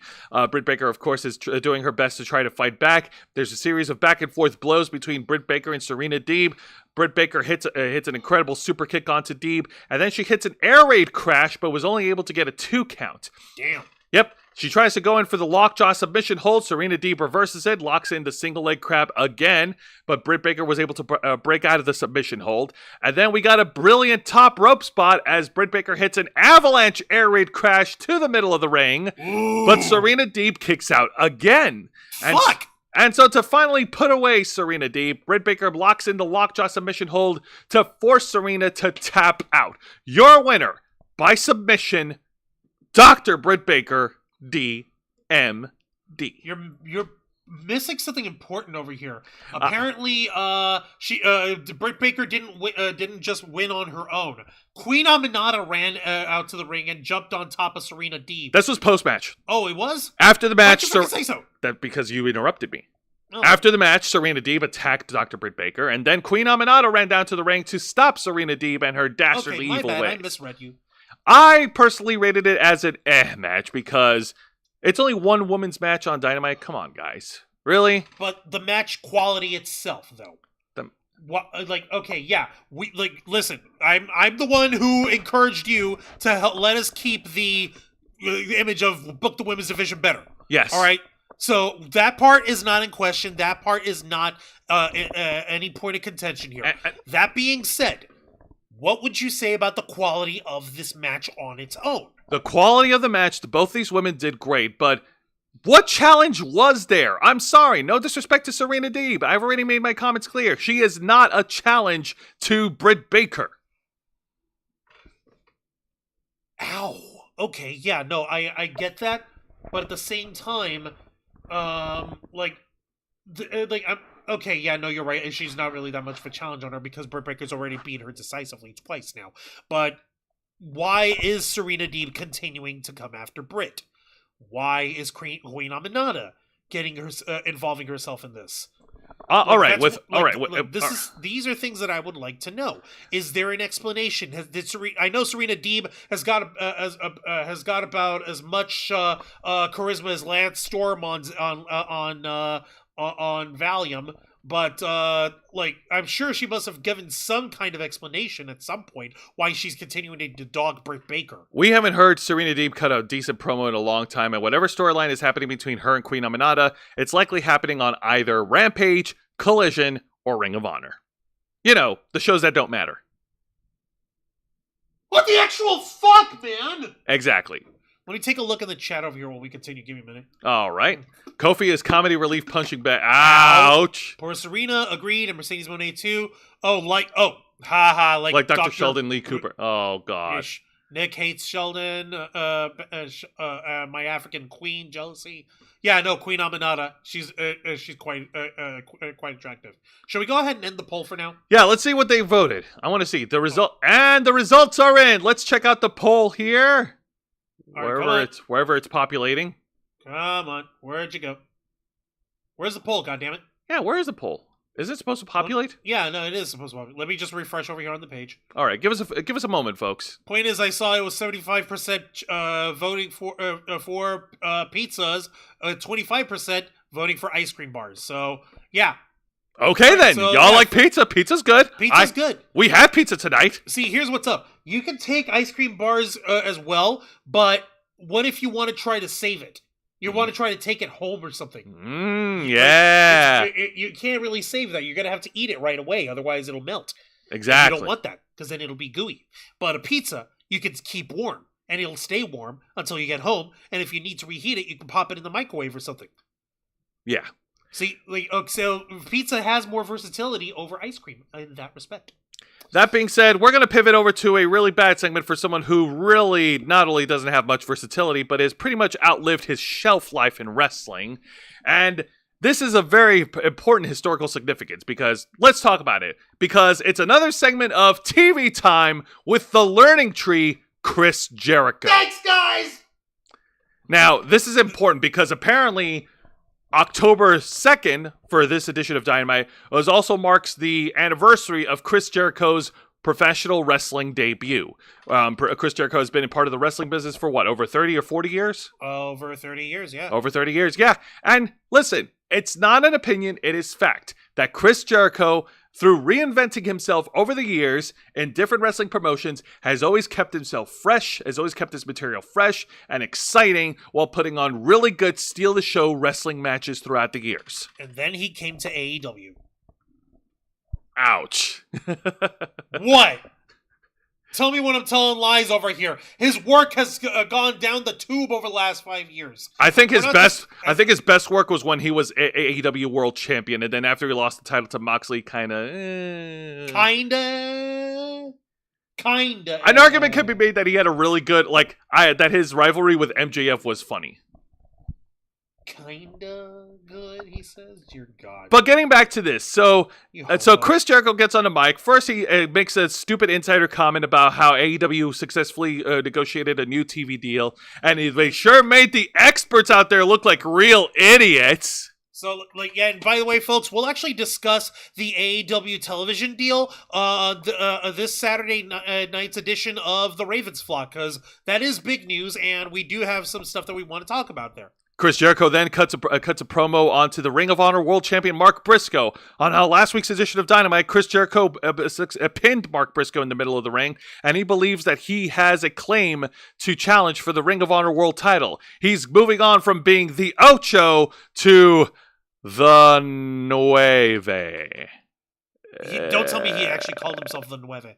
He did, and it doesn't sound as cool. What the fuck, man? There isn't even a gift for that. Really, dude? You couldn't go with an on Cloud 9 joke? Come on. Anything, like Ninth Circle of Jericho or something.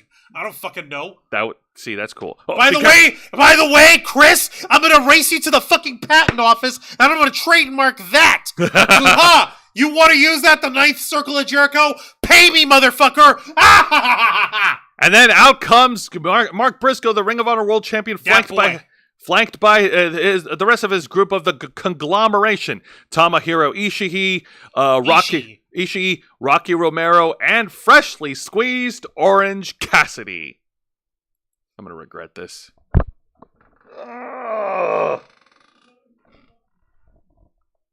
Thank you.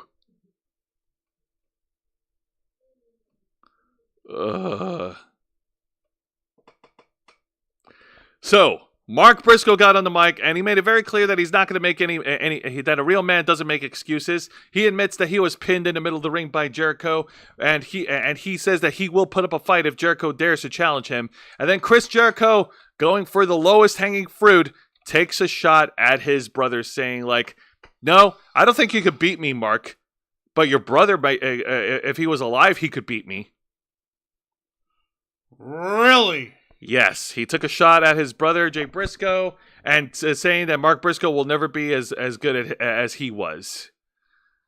Fucking really? Fucking really. And then these two had like a brief little pull apart. Big Bill and what's-his-face, Brian Keith were going to go into the ring and jump in, but Jericho advised him not to do it.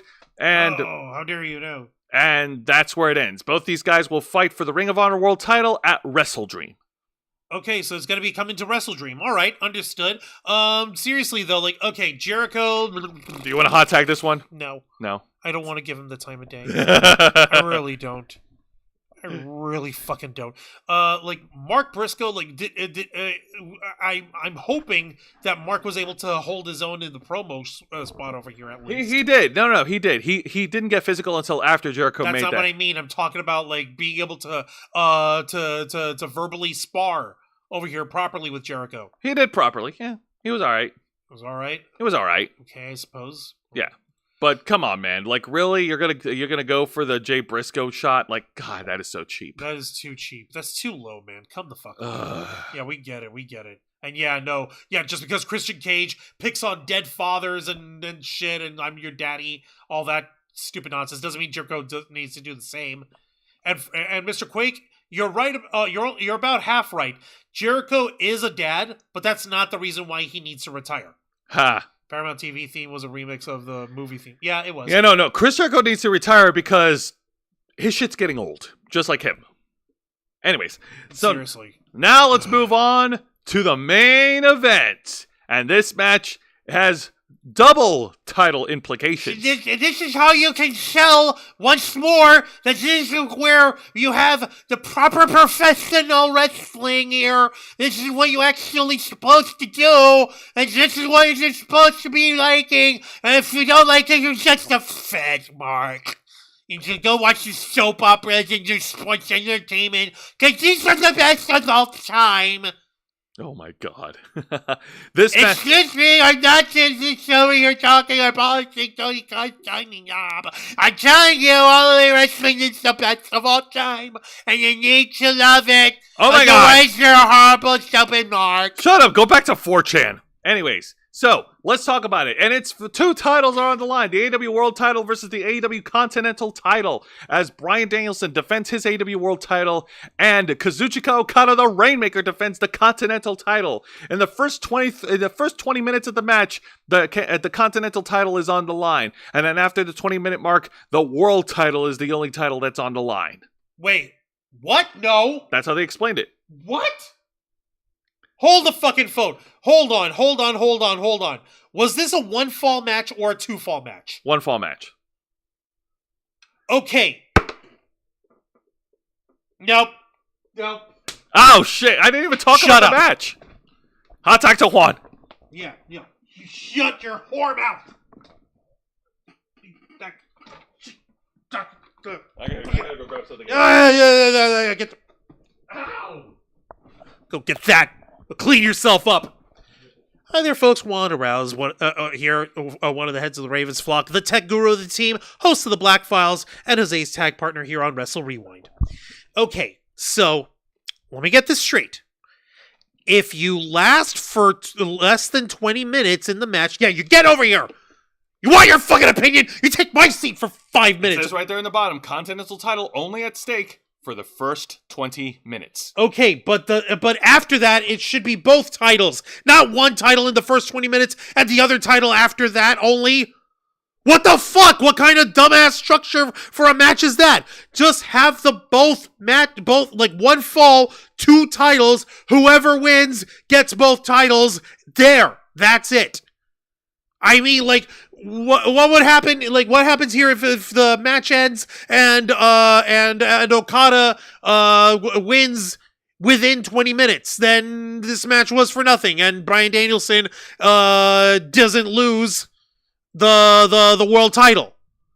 But what if conversely, what if Daniel Bryan wins after the first 20 minutes and the fucking championship the still stays on Okada, the Continental Championship, and he's still and Bryan Danielson's still AEW champion.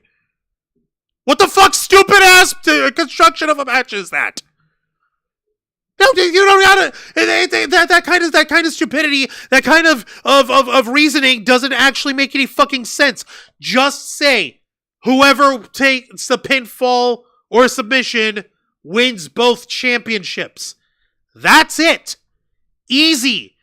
You don't gotta add this weird-ass wrinkle restricting the championships within a specific time frame on each one. That makes no fucking sense. What are the stakes if that's the case? And don't you dare, for the love of God, tell me it's all because of the sportsmanship and the professionalism and the... No! Don't you even fucking dare!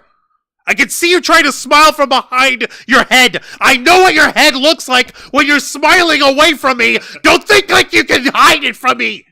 I think the reason they made this stupid, ridiculous stipulation is because they want to keep Okada as champion somehow. Even though they booked themselves into a fucking Then corner. Just don't have him defend the title! Like, it's that easy! If you want to keep the title on Okada, then just have him not put up his title. There. And if you have, and if that's not the case, then you fucking just make it so that you still have a way for Okada to get the championship stolen back for him or something. Or you have the young fucks pull some stupid shenanigans like, oh, well, we're seeing over here after looking at this little pixel on instant replay, we didn't really see that Bryan Danielson actually made him get pinned over here, so we're calling that off and we're reversing it and giving Okada back his championship. Ha ha ha, we're the evil CEO. You see what I fucking mean? I just unbooked you out of your fucking corner. Idiot! It's so stupid.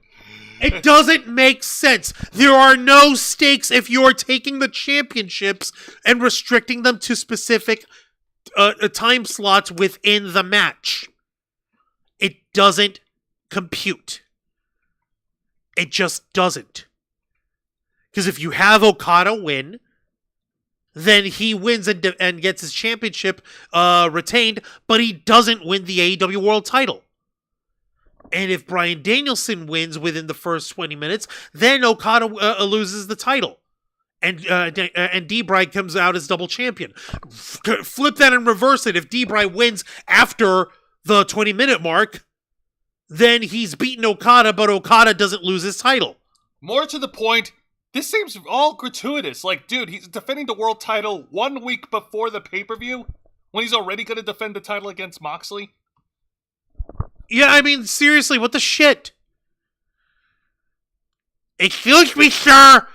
Mr. Quake, what are you trying to say, sir? Are you trying to call All Elite Wrestling with the best wrestle? Are you trying to call it sports entertainment? How dare No, you, sir! Sir, you need to erase your comment. That is not a correct comment, sir. According to my analytics on CageFight.com, it shows that this is professional wrestling, and it's not actually sports entertainment like the Fed. So you need to remove the comment now. Otherwise, you're a horrible, horrible fan of real wrestling. You're not a real wrestling fan if you like some sports entertainment, sir.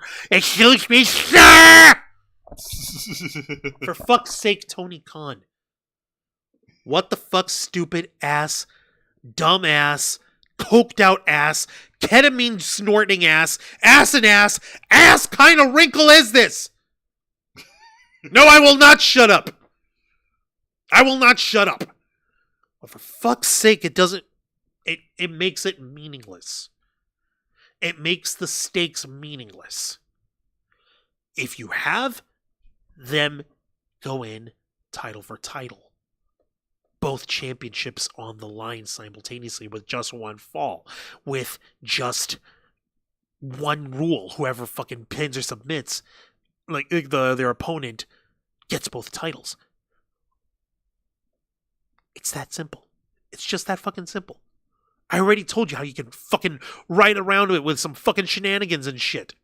And then afterwards, like, you can still have, like, what's her face? The young fucks, they're like, oh, hey, by the way, good luck defending at Wrestle Dream. We know that you're definitely still going to walk out with that. Wink, nudge. It's not like we're going to find a reason to screw you out of your actual world championship now. Ha, ha, ha, ha. You can lead that to have some fucking intrigue afterwards. Like, oh, hey, will Moxley actually beat Bryan Danielson clean, or will we get some young fucks interference? We don't fucking know. You see what I mean? That's how you add layers, motherfucker. Jodete a la verga, Tony Khan. Tag in. Okay. Fuck you. Now talk about the actual match. Jesus Christ. I don't have an alter ego. What are you talking about? That's just me. Ha ha ha. All right. I don't deal in alter egos. Anyway, so first 20 minutes of the match, these is, of course, nothing short of technical prowess between both Bryan Danielson and Kazuchika Okada. Both these guys working each other over, trying to reverse each other, trying to work on their ground game. Bryan Danielson, of course, at the end, near the end of the 20-minute mark, got the better end of Kazuchika Okada. Bryan Danielson was able to reverse the Rainmaker and hit the Busaiko knee, but Kazuchika Okada was able to roll out of the ring and stay out of the ring long enough for the 20-minute mark to run up, and his Continental title is safe. And now, for the rest of the match, it's just the AEW World title on the line. Yeah, yeah. So stupid. Very, very much stupid. It's kind of pointless. It's kind of pointless, really. So, Bryan Danielson meets with Okada at ringside. Bryan Danielson tries to go for another running Busaiko knee as Okada is over by the security barricade. But Okada catches Bryan Danielson in the air and hits a tombstone pile driver onto a steel chair on the ringside floor. Ow, fuck. Ow, fuck indeed. And for the rest of the match, Kazuchika Okada is just laying into Bryan Danielson, just hitting him with a series of elbows, a series of kicks to the head, trying to keep the GOAT down. And even at one point, Bryan Danielson tried to rally back and tried to go for another Busaiko knee, but Kazuchika Okada cut him off and hit him with a beautiful drop kick. God damn. He hits a drop kick and he hits a modified neck breaker, putting more damage and more hurt onto the head of Bryan Danielson. And then after a couple more minutes of Bryan Danielson absorbing a lot of punishment, the American Dragon starts hulking up, brother. Really? Or psyching out in this case because, kidding? we can't use Hulk Hogan terms. Because he's preemptively banned out of AEW. I remember that shit. Yeah, I know. Bryan Danielson then hits an amazing comeback, hitting Kazuchika Okada and Danielson are going back to back, hitting a series of blows, super kicks, forearms, chops. Bryan Danielson whips out a surprise German suplex onto Okada. Oh, fuck. Oh, fuck indeed. But then Bryan Danielson was unfortunately caught off guard. Kazuchika Okada hits a Rainmaker out of nowhere, but was only able to get a 2 count. And then showing up at ringside is Claudio Castagnoli on one side of the ring, and the bastard Pac on the other side of the ring. Seriously? Yes, Kazuchika Okada was distracted by a little bit because of the appearance of the Whitepool Combat Club, and that brought Bryan Danielson enough time to go for a backslide pin to win and retain. Your winner and still the AEW World Champion, Bryan Danielson. And then after the match, Kazuchika. Nope, that wasn't the end because after the match, Kazuchika Okada hit another Rainmaker and flipped off. Bryan Danielson? On Bryan Danielson and flipped off Claudio and flipped off Pac before walking out of there like a pissed off teenager. But that wasn't where we finished off, is it? No, it's not, because then the Whitepool Combat Club cometh, and they put a beat down onto Bryan Danielson. You see in a picture there's Claudio Klansman and John Moxley, the residential romper stomper himself, gets on the mic and declares that this whole thing that's happening right now, it's not about him. It was never about him. He said himself, it was never about me. I'm doing what needs to be done, insinuating that he's taking orders from somebody else. And he told Is that where he's trying to fucking go for right now? That he's is answering to some higher power? Is that what he's doing now? Because last I checked, the Romper Stomper guys didn't fucking do that. They were answering to themselves because, they're white. And just when it looks like John Moxley was about to put some hurting onto the already... Marina Shafir also had... Marina Shafir got him on a sleeper hold. Yeah. Wow. But then, out comes Wheeler Yuta, who is pretty much done with the Blackpool Combat Club and saved Bryan Danielson from the 3-on-1 assault. And by running at them very fast and all of them scattering. Nope, he ran at them very fast with a hammer, and it looked like they were going to scatter. They all cleared out of the ring, and then he had a weird stare down with Moxley, and he looked like he was going to hit him with the hammer. He kept shifting back and forth for Bryan Danielson to get back up and hit Moxley with the Busaiku knee, and then these guys brawl in the middle of the ring, and then the BCC tailored, and then Bryan Danielson has challenged Claudio and Pac to a tag team match with Wheeler Yuta next week on Dynamite. Okay, not bad, but why did these 3 guys run away from one smaller guy when they had one guy already down? You would need, hold on, 1 and 2, carry the 5, square root of the... One more guy for this to actually be a threat. It would Wheeler actually dropped he even dropped the hammer as he was fighting with Claudio Cousin. Okay, so the hammer was useless. So no, not useless, pointless. The hammer was pointless. You mean was this the hammer that Moxley used to smash it's just a regular hammer that you buy over at a freaking hardware store. So not the same hammer? Different hammer. Different hammer. Yep. Dear God. Listen.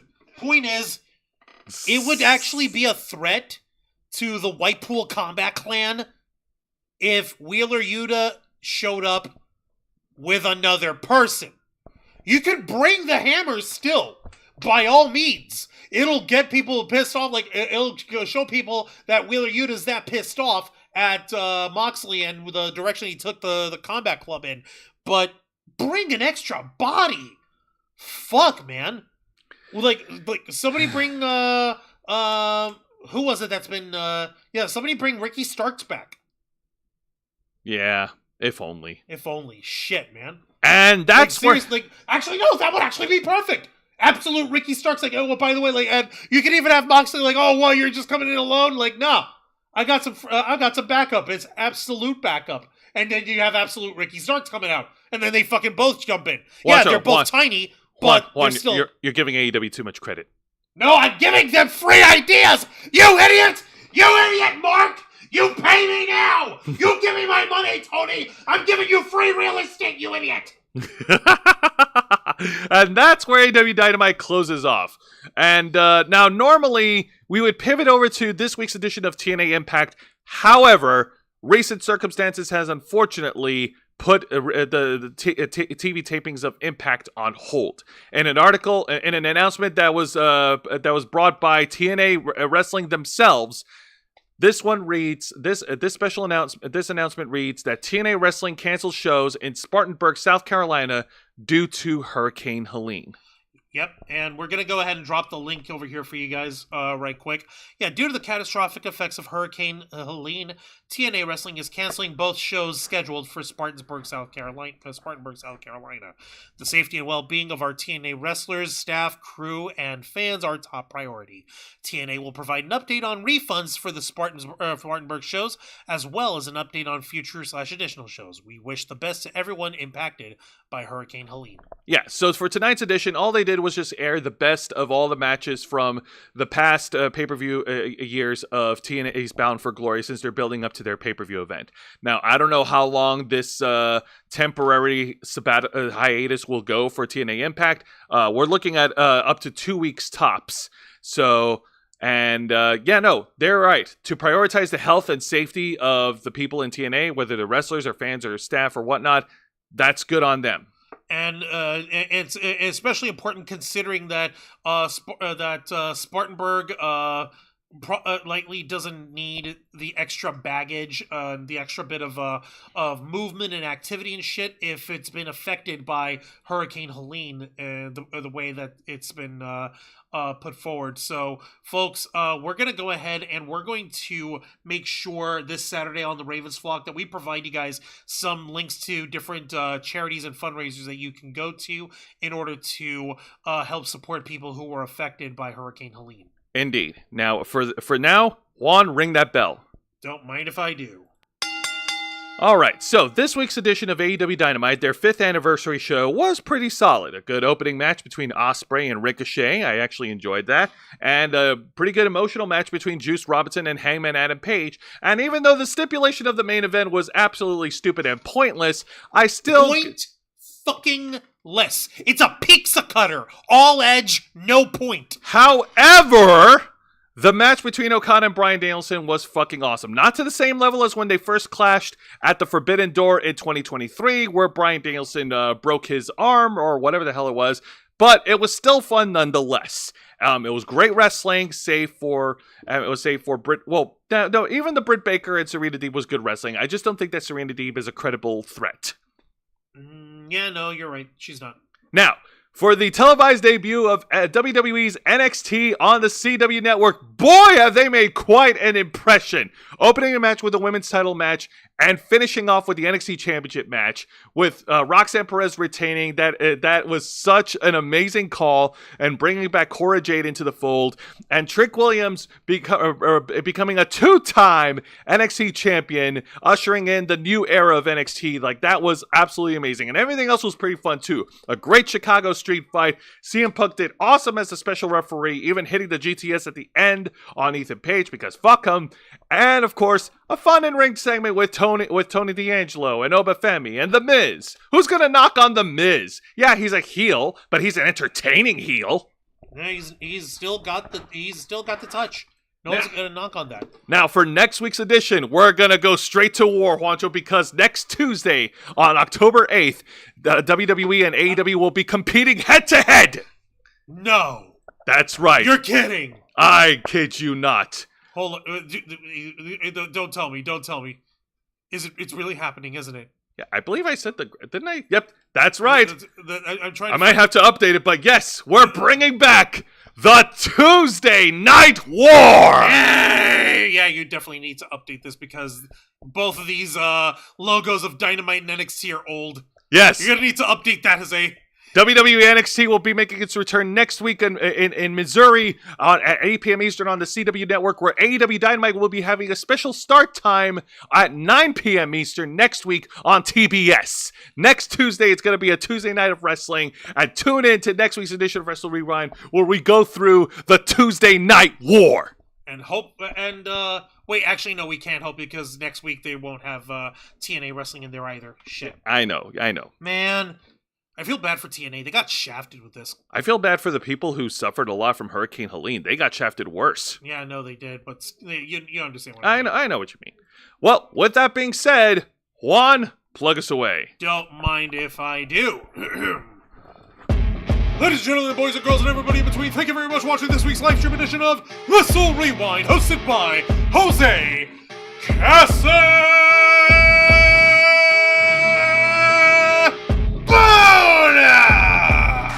As he reviews for you the best and the worst of 3 of the most exciting professional wrestling programs in North America today: WWE's NXT, AEW Dynamite, and TNA Impact. Step into the ring every Thursday night at 10 p.m. Eastern Time, simulcasting on YouTube and Kick. Hit the subscribe and the follow button, ring the notification bell, stay up to date on all of our content. Become an Interflocker by hitting the join button, and until next time, continue to follow us on Facebook.com/TheRavensFlock, Twitter.com/RavensFlock13, Instagram.com/TheRavensFlockOnline, Kick.com/TheRavensFlock, and of course, remember to hit the subscribe button and ring that tiny little notification bell right here on our flagship platform, YouTube.com/TheRavensFlock, humble home of the Black Files, Los Amigos Play, Wrestle Rewind, and The Ravensflock. All right, folks, thank you very much for tuning in to another exciting edition of Wrestle Rewind. For Mr. Juan Arouse, I'm Jose Casabona, and this is Wrestling.